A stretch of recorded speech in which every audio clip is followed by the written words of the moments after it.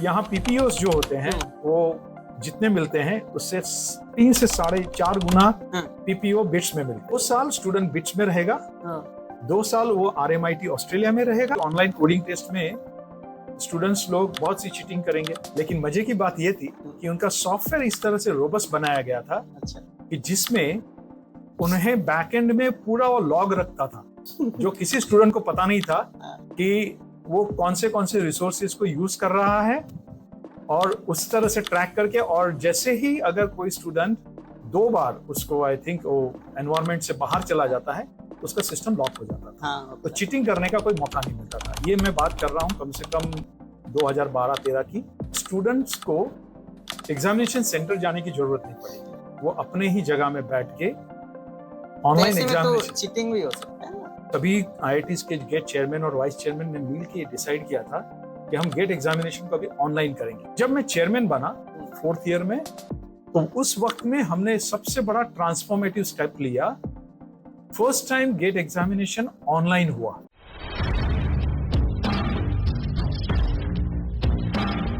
Hello guys, so this is Akash. So today our guest is professor Sudhir Kumar Varay. तो sir अभी 5 साल से डायरेक्टर थे बिट्स पिलानी के, अभी फिर से दोबारा चार्ज लेंगे sir. So congratulation sir for your second turn as a director. तो सर कैसा लग रहा है आपको आके? First of all thank you Akash ये पॉडकास्ट के लिए। वंडरफुल फीलिंग 5 साल बिट्स पिलानी कैंपस को लीड करने के लिए, वो भी मदर कैंपस था। तो सर मतलब आप 5 साल से आपका कैसा एक्सपीरियंस रहा था एज ए डायरेक्टर वहाँ पे बिट्स पिलानी में? बिट्स पिलानी का जो लीडरशिप का जो रोल है उसके लिए एक क्रेडिट मैं IIT खड़गपुर को पहले दूंगा। अच्छा। क्योंकि IIT खड़गपुर में जब से मैंने ज्वाइन किया 1998 से, जो ट्रेनिंग मेरी हुई है, apart from being academician, being researcher, जो एक लीडरशिप क्वालिटीज जो है वो यहाँ बहुत सीखने को मिली है। और उस लीडरशिप क्वालिटी की ट्रेनिंग की वजह से जब IIT खड़गपुर से बिट्स पिलानी में गए तो वो लीडरशिप क्वालिटी बहुत काम में आई। क्योंकि IIT बहुत बड़ा सिस्टम है, IIT खड़गपुर तो और भी बड़ा सिस्टम है। उस बड़ी सिस्टम से जब एक प्राइवेट छोटी इंस्टीट्यूशन में जाते हैं तो शो को मैनेज करना बहुत इजी हो जाता है। अच्छा, तो आपके पास ये अपॉर्चुनिटी कैसे आई? बात ये थी कि मैं पहले गेट का चेयरमैन वाइस चेयरमैन रह चुका हूँ, गेट एग्जामिनेशन अच्छा। का 4 साल मैंने वो किया था। उसके बाद मैंने कम से कम 2.5 साल के लिए professor incharge of intellectual property rights and industrial relation का ऑफिस हैंडल किया था। उसके बाद 4 साल मैंने ट्रेनिंग एंड प्लेसमेंट, जिसको नया नाम में ट्रांसफॉर्म किया, कैरियर डेवलपमेंट सेंटर में, CDC। तो वो जो था, और उसके बाद मुझे अपॉर्चुनिटी मिली जब मैं डीन अंडर ग्रेजुएट स्टडीज बना। अच्छा, 4 साल के लिए IIT खड़गपुर में। नाउ ये जो पूरी जो जर्नी थी, एक स्टूडेंट की एंट्री एक गेट से होती है, एक स्टूडेंट की प्लेसमेंट ऑफिस से होती है, उनके लाइफ साइकिल में इंस्टीट्यूट में उनको संभालना, अंडर ग्रेजुएट स्टूडेंट को संभालना, ये जो पूरी जो ट्रेनिंग थी, वो ट्रेनिंग बहुत इंपॉर्टेंट हो गई। अच्छा। और वो बहुत अच्छे से काम में आई। मतलब आप सारे के मतलब नंबर 1 रह चुके हैं। गेट में लोग एंट्री मारते हैं, गेट का एग्जाम देते हैं, फिर प्लेसमेंट लेते हैं CDC से, करेक्ट, फिर मतलब डीन बने, फिर डायरेक्टर बने। तो गेट का वो जो चेयरमैन थे, वहाँ कैसा एक्सपीरियंस था? गेट चेयरमैन में मैं पहले बताना चाहूंगा कि गेट में मैंने एज ए वाइस चेयरमैन पहले शुरू किया। अच्छा। पहले 3 साल में वाइस चेयरमैन रहा। उस वक्त में joint management entrance test, JMET बोला जाता था, जो मैनेजमेंट एंट्रेंस एग्जामिनेशन होता था सिर्फ IIT की मैनेजमेंट स्कूल्स के लिए। अच्छा। IIT बॉम्बे है, IIT खड़गपुर है, IIT दिल्ली है, उन लोगों का मैनेजमेंट, और IIT मद्रास। तो ये जो 4 इंस्टीट्यूट थी, उनके जो मैनेजमेंट के जो प्रोग्राम से उनका एंट्रेंस टेस्ट जो होता था, तो IIT खड़गपुर उस साल पे ऑर्गेनाइजिंग इंस्टीट्यूट था। मतलब पेपर सेटिंग से लेके पूरा जो प्रोसेस होता है वो था। तो मैं उस प्रोसेस से गुजरा। फिर जब मैं चेयरमैन बना 4th ईयर में, तो उस वक्त में हमने सबसे बड़ा ट्रांसफॉर्मेटिव स्टेप लिया। First time GATE examination online हुआ। अच्छा। तो वो जो था, वो एक्सपेरिमेंट करने के लिए कि एक ऑनलाइन एग्जामिनेशन जो होगा, उसका step IIT Kharagpur was the first to be part of with all gate examination. तो सभी आईआईटीज के गेट चेयरमैन और वाइस चेयरमैन ने मिल के डिसाइड किया था कि हम गेट एग्जामिनेशन को अभी ऑनलाइन करेंगे। और पहला एक्सपेरिमेंट जो किया गया था वो छोटे स्केल में किया था, बहुत सक्सेसफुल हुआ। कब हुआ था? ईयर तो मुझे याद नहीं अभी रफली, लेकिन तो टेन्योर में था आई थिंक 2007 2008 या 9 में होगा। 2007 में भी था, सीडीसी के चेयरमैन भी था। नहीं, उससे बाद में था। अच्छा, उसके बाद में तो 2008-9 के आसपास में होगा। उस टाइम पे जब उसको ऑनलाइन कन्वर्ट किया, उसके बाद अभी तो मतलब फुल एग्जामिनेशन गेट है ऑनलाइन हो चुका है। हमारा एक सपना था उस वक्त में कि जिस तरह से एक स्टूडेंट अपने क्लासरूम में एग्जामिनेशन के टाइम में कैलकुलेटर लेके आता है, यस सर, और अपना ही कैलकुलेटर लेके आता है और एग्जाम में यूज करता है। हमारा वो सपना था कि हम गेट एग्जामिनेशन को वो स्टेज में ले जाए कि जब स्टूडेंट या तो अपना लैपटॉप या अपना आईपैड और अपना टैब लेके आए और एग्जामिनेशन कभी भी कहीं भी गेट का ले ले। होपफुली टेक्नोलॉजी चेंज हो रही है। सिक्योरिटी पॉइंट ऑफ व्यू से बहुत से नए सॉल्यूशंस आ रहे हैं। होपफुली किसी दिन गेट एग्जामिनेशन उस फॉर्म में जाएगा ताकि स्टूडेंट्स को एग्जामिनेशन सेंटर जाने की जरूरत नहीं पड़ेगी, वो अपने ही जगह में बैठ के ऑनलाइन एग्जामिनेशन। चीटिंग भी हो सकता है ना, उसीलिए वो सिक्योरिटी रीजंस की मैं बात कर रहा हूँ कि वो सिक्योरिटी जो होनी चाहिए कि बाकी सब चीजों के डिवाइसेस से डिस्कनेक्ट हो जाएगा, सिर्फ आपको क्वेश्चन पेपर ही मिलेगा। तो वो जो था, तो मैं आपसे एक स्टोरी शेयर करना चाहूंगा कि उसके बाद जब मैं गेट से जब प्लेसमेंट ऑफिस में गया तो सभी स्टूडेंट जानते हैं कि फेसबुक एग्जामिनेशन जो होता है, फेसबुक में जॉब मिलना बहुत ही क्रिटिकल होता है क्योंकि हाई पेड जॉब रहती है। तो अभी भी मुझे याद है कि फेसबुक जब आईआईटी खड़गपुर में सिलेक्शन के लिए आया, उस वक्त उन्होंने पहला एक ऑनलाइन कोडिंग टेस्ट करते हैं स्टूडेंट्स का। It was a very interesting कि हमने सोचा कि ऑनलाइन कोडिंग टेस्ट में स्टूडेंट्स लोग बहुत सी चीटिंग करेंगे, लेकिन मजे की बात यह थी कि उनका सॉफ्टवेयर इस तरह से रोबस्ट बनाया गया था कि जिसमें उन्हें बैकएंड में पूरा वो लॉग रखता था जो किसी स्टूडेंट को पता नहीं था कि वो कौन से रिसोर्सेज को यूज कर रहा है, और उस तरह से ट्रैक करके, और जैसे ही अगर कोई स्टूडेंट 2 बार उसको आई थिंक वो एनवायरमेंट से बाहर चला जाता है, उसका सिस्टम लॉक हो जाता था। तो चीटिंग करने का कोई मौका नहीं मिलता था। ये मैं बात कर रहा हूँ कम से कम 2012-13 की। तो उसको देखते हुए आज अभी 12 साल होने को आए हैं, आई एम श्योर अभी बहुत से अच्छे पावरफुल सॉल्यूशंस हैं, एआई ड्रिवन सॉल्यूशंस हैं, जिससे ऑनलाइन एग्जामिनेशन में चीटिंग को हम बचा सकते हैं। लेकिन एक बहुत जरूरी है कि प्रीमियर इंस्टीट्यूट्स में स्टूडेंट्स लोगों ने एथिकल वैल्यूज रखना चाहिए, वो बहुत जरूरी होता है। आज के डेट में अपने सब्जेक्ट डोमेन का नॉलेज तो एक पार्ट होता है, लेकिन अगर एक एथिक्स, एक इंटीग्रिटी, एक ऑनेस्टी अगर रहती है, वो बहुत दूर तक जाता है। तो ये हमें बहुत ज़रूरी है कि हमारे बच्चे जो भी हैं उन्हें ये सीखना चाहिए।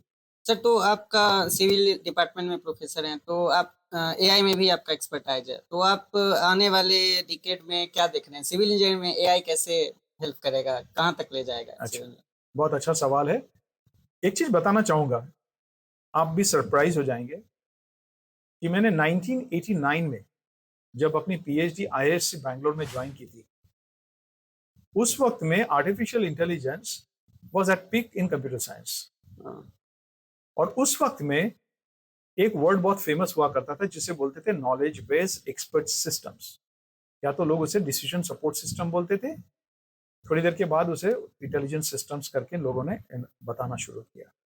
तो उस वक्त में फर्स्ट टाइम मैंने अपना स्टेप आर्टिफिशियल इंटेलिजेंस को सिविल इंजीनियरिंग में कैसे इस्तेमाल किया जाएगा उसके लिए लिया गया। And I am very happy to say that कि 1989 टू 95 का जो मेरा पीएचडी का जो जर्नी था, उसमें it was the first of its kind possibly thesis in India जिसमें आर्टिफिशियल इंटेलिजेंस सिविल इंजीनियरिंग में अप्लाई किया था।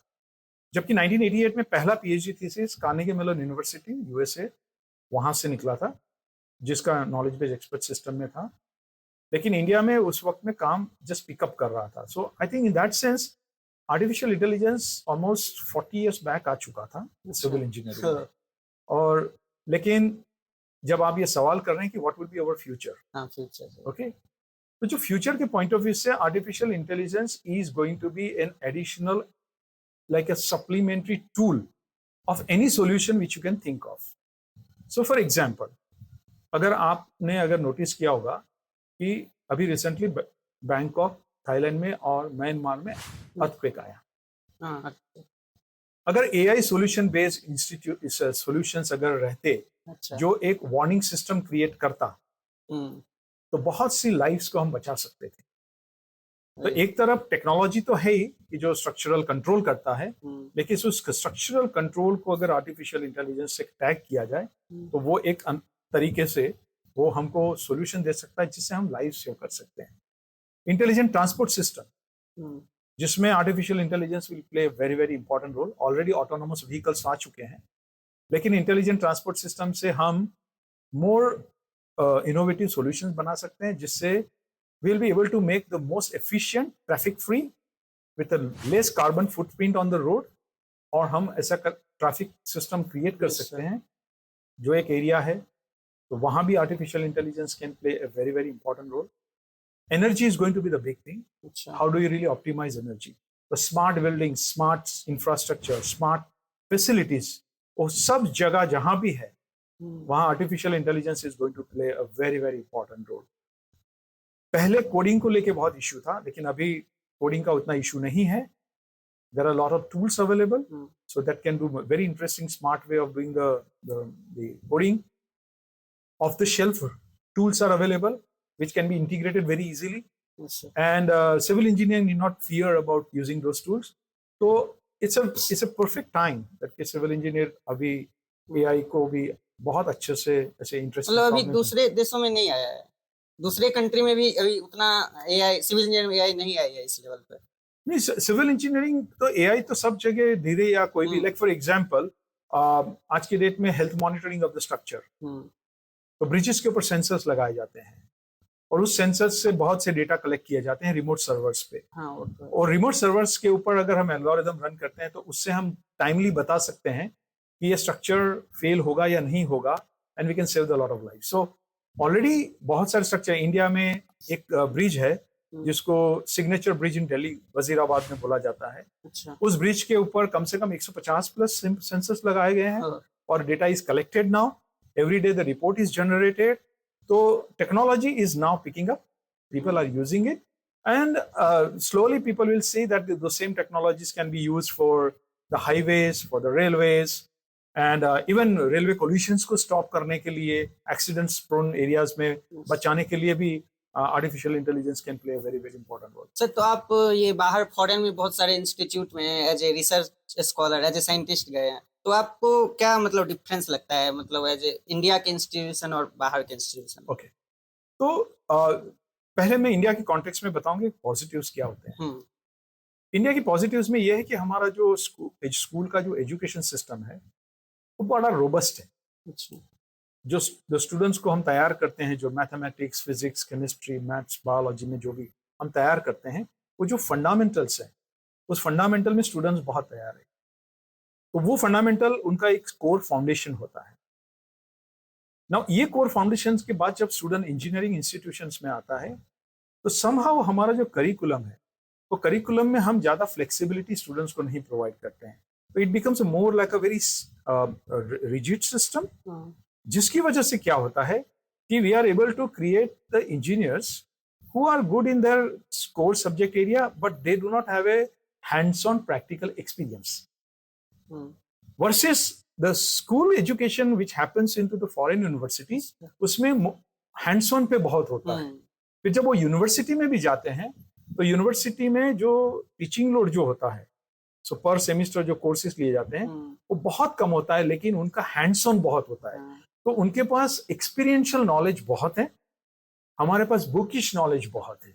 सो ये डिफरेंस है। अच्छा। सो बहुत बार ये सब देखा गया है कि जो स्टूडेंट्स हमारे इंजीनियरिंग में अंडर ग्रेजुएट प्रोग्राम्स में जब वो विदेश में मास्टर्स प्रोग्राम में जाते हैं तो they are able to do much better because they have a very good fundamental knowledge, लेकिन हैंड्स ऑन एक्सपीरियंस में अपॉर्चुनिटी मिलने से they are able to do much better.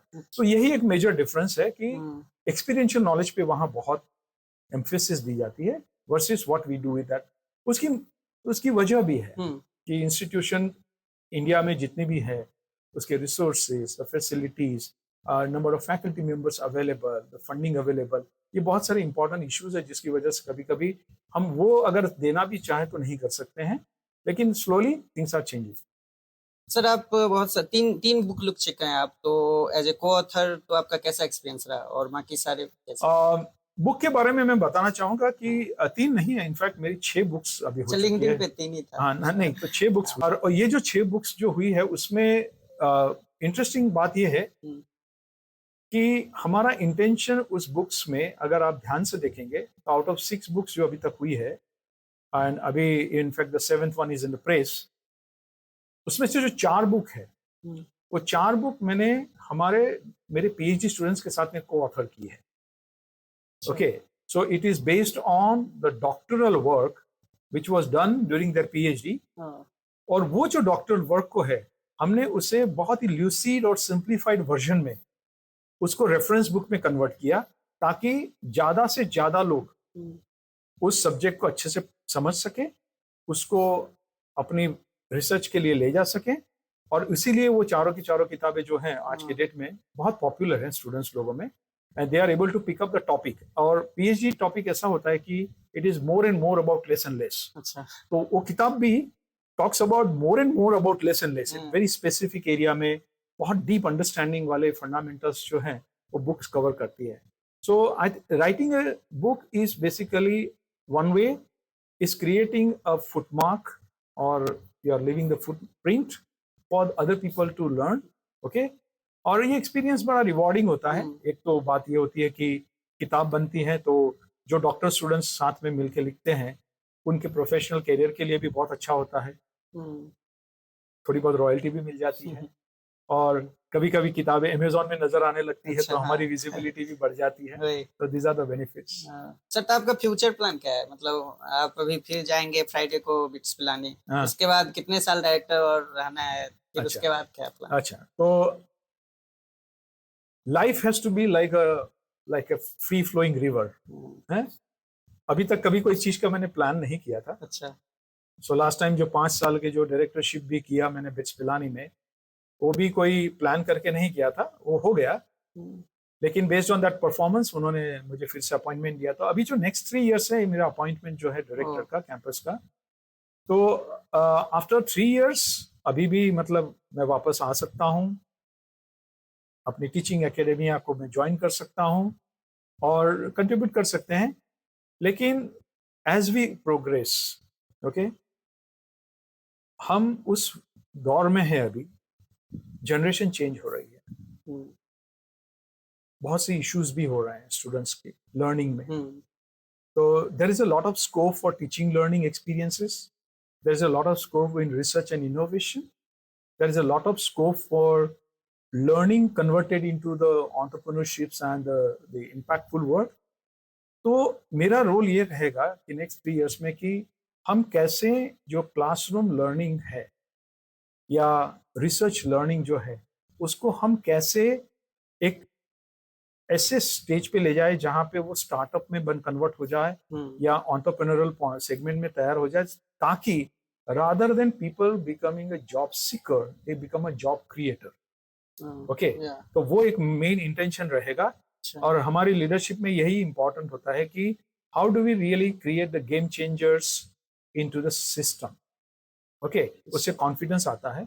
सो अगले 3 साल में तो यही मेन काम रहेगा मेरा कि how do we really create more and more people who can venture out into the startup, क्योंकि अभी सोसाइटल प्रेशर बहुत ट्रिमेंडस है हर एक स्टूडेंट के ऊपर, पैरेंटल प्रेशर भी बहुत ज़्यादा है, मेंटल हेल्थ इश्यूज भी हो रहे हैं। तो ये सब को देखते हुए अगर बिगिनिंग में से ही हम अगर उनको मेंटली प्रिपेयर करते हैं to go through the difficult phase and state get train, ताकि क्या हो कि लाइफ में आगे जाके उनको कभी भी कोई भी चैलेंजेस आएंगे तो they should be able to handle. तो सर वहाँ टीचिंग का मौका नहीं मिलता है? जैसे आईआईटी खड़गपुर के डायरेक्टर रहते हैं तो वो क्लास लेते हैं, तो वहाँ बिट्स पिलानी में ऐसा है? बिट्स पिलानी में टीचिंग का मौका मिलता है। मैंने एक सेमेस्टर पढ़ाया भी है उधर में। मतलब अभी 5 साल में एक ही सेमेस्टर पढ़ाया, क्योंकि मेरे लिए वो सिस्टम नया था। अच्छा, तो हुआ था ये कि जब मैंने पढ़ाना शुरू किया तो बाकी जो गेम चेंजिंग आइडियाज जो इंस्टीट्यूट को ट्रांसफॉर्म करने के जो थे, it was a very very demanding. अच्छा। तो बहुत से नए नए चीजें किए हैं उधर, तो उसकी वजह से मेरा पूरा डिवोशन उसमें चला गया था। अच्छा। तो I can give you one example कि how do you really create the impactful education system. Okay, तो उसका एक एक्सपेरिमेंट हमने छोटा सा किया है वहाँ। ये एक्सपेरिमेंट था नेशनल एजुकेशन पॉलिसी, जो बोला जाता है NEP 2020। उसमें एक टॉपिक दिया गया था कि इंटरनेशनलाइजेशन।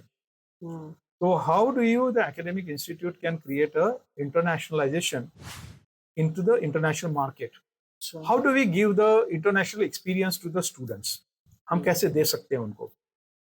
तो बिट्स पिलानी ने ये एक्सपेरिमेंट किया था, और हमने ऑस्ट्रेलिया की नंबर 1 इंस्टीट्यूट, जिसको मोस्ट एम्प्लॉयबल कैंपस बोला जाता है in Australia, called Royal Melbourne Institute of Technology in Melbourne, उस यूनिवर्सिटी के साथ में टाइप्स किया। और उस टाइप्स में वी स्टार्टेड एन एकेडमी। उस एकेडमी का नाम था BITS RMIT higher education academy. Under this we started an undergraduate program, जिसमें 2 साल स्टूडेंट बिट्स में रहेगा, 2 साल वो RMIT ऑस्ट्रेलिया में रहेगा, और 2+2 प्रोग्राम के बाद वो स्टूडेंट्स को डिग्री दोनों इंस्टीट्यूट से मिलेगी। दोनों इंडिया या ऑस्ट्रेलिया में जॉब एम्प्लॉयमेंट के लिए अपने प्लेसमेंट ऑफिस को कनेक्ट कर सकता है। एंट्री क्वालिटी बढ़ाने रखने के लिए हमारा जो बिट्स का जो एंट्रेंस एग्जामिनेशन है, बिट्स जो कि JEE एडवांस की तरह ही है, उस एग्जाम के थ्रू ही स्टूडेंट्स को लेते थे। And happy to say that कि पहले कोहॉर्ट में हमको 100 स्टूडेंट्स हमने ज्वाइन किए, जिसमें civil, mechanical, electrical, electronics, communication engineering और CS 5 प्रोग्राम हमने पहले बार 4 किए। इस टाइम पे कंप्यूटर साइंस को भी ऐड किया, तो ऐसे करके 5 प्रोग्राम अभी स्टार्ट किए। तो हमारे अभी 120 स्टूडेंट, तो मिला के टोटल 225 स्टूडेंट्स अभी अंडर ग्रेजुएट प्रोग्राम में है। और अगले साल 2 साल के बाद वो स्टूडेंट्स अभी ऑस्ट्रेलिया जाएंगे अपनी आगे की पढ़ाई के लिए, तो अनदर 2 इयर्स। तो ये एक्सपेरिमेंट बहुत यूनिक था, और वो एक्सेप्टेबल भी हुआ, स्टूडेंट्स लोगों को पसंद भी आया, क्योंकि at early stage they can do this one. तो इस तरह का अगर गेम चेंजिंग आइडियाज को अगर इम्प्लीमेंट कराना है सक्सेसफुली, तो as a leadership you have to take care of a lot of issues. तो ये एक वजह थी कि मैं टीचिंग में नहीं ध्यान दे पाया। सेकंड था कि हमने उसी के अंडर में जॉइंट PhD प्रोग्राम भी स्टार्ट किया, जिसमें 3 साल वो बिट्स में रहेगा, 1 साल ऑस्ट्रेलिया में रहेगा, और उसको दोनों तरफ से डिग्री मिलेगी।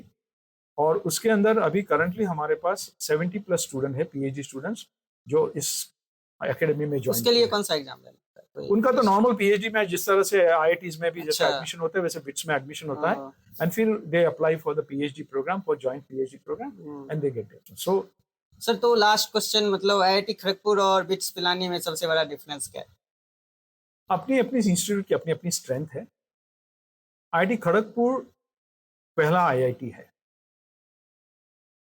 और बिट्स पिलानी पहला प्राइवेट इंस्टीट्यूट है जो एक बिरला फैमिली ने स्टार्ट किया था ऐसी रिमोट लोकेशन में। IIT खड़गपुर का भी MIT के साथ कनेक्शन था, बिट्स का भी MIT के साथ connection. Okay, bits was the first institute which had a semester system. IIT also had the semester system. IIT is government funded, government fund करती है उसे। BITS is absolutely self-sustained. Birlas do not give any money. It generates its own revenue. अपना ही पैसा generate करके वो run करती है। IIT में जो स्टूडेंट्स आते हैं वो डिफरेंट स्ट्रेटा से आते हैं, सोशल सेक्टर से आते हैं, because government page the money. Bits में जो एडमिशन होता है वो एक्सक्लूसिवली मेरिट बेस्ड होता है, बिट्स एट एंट्री से ही होता है। It does not matter, there is no reservation there. तो आप, बिकॉज वो प्राइवेट इंस्टीट्यूट है, गवर्नमेंट फंड्स नहीं मिलते हैं, इसलिए वो इंस्टीट्यूट अपना उसकी पॉलिसीज हैं, अपने डॉक्यूमेंट्स के हिसाब से वो चलते हैं। तो वो एक डिफरेंस है। तो एक मेरिट बेस्ड इंस्टीट्यूट है, IIT भी मेरिट बेस्ड इंस्टीट्यूट है, क्योंकि वो JEE एडवांस से लेते हैं। The difference is that because we get a student from a different strata, all right, we have a more heterogeneity in IIT. और अगर आप वहां देखेंगे तो उसमें होमोजेनिटी ज्यादा दिखेगी। इसका मतलब है कि पहला नंबर का स्टूडेंट और 3500 नंबर का Same स्टूडेंट ही है। दे विल बी मोर और लेस सेम। अच्छा, यहाँ पे थोड़ा डिफरेंस नजर आएगा। बहुत यहाँ गर्ल्स के लिए सुपर न्यूमरी सीट्स है, वहाँ गर्ल्स के लिए सुपर न्यूमरी सीट्स नहीं अच्छा, है।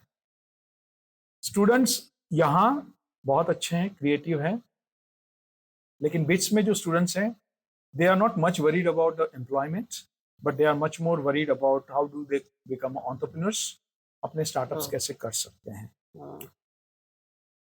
आईआईटी सिस्टम्स के अंदर हम जो इंटर्नशिप का जो प्रोग्राम है, अभी ये नए करिकुलम में कुछ 6 महीने की इंटर्नशिप का प्रोविजन है।